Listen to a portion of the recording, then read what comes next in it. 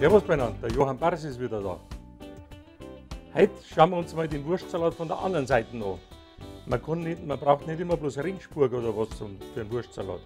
So kann man gut vorstellen, die Franken essen den ganz anders. Die nehmen zum Beispiel Lyoner und eine Schwarzwurst.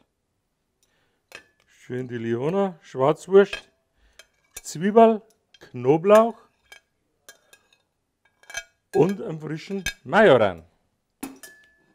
Und heute machen wir ihn gleich direkt in der Schüssel an.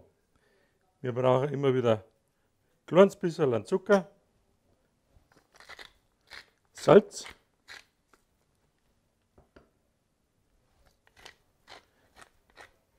Pfeffer, Weißweinessig, den nehme ich gern her. Der weiße Balsamico, der hat schon ein bisschen einen weißen Traubensaft mit drin, deswegen ist er ein bisschen süßer und ist viel runder wie ein anderer Essig. Ein gutes Öl, nicht Spanamöl.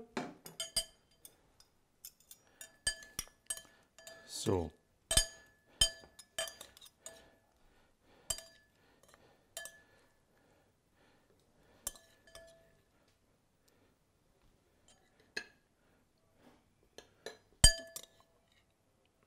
Auch so kann ein Wurstsalat ausschauen.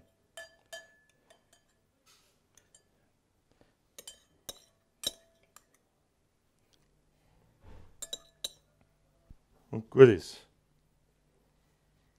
Was gibt Schöneres? Wenn es so heiß ist draußen, ein gutes Bauernbrot dazu. Da sage ich bloß Mahlzeit. Servus beieinander, euer Johann Barsi. Mal gut aufpassen, was es Neues gibt.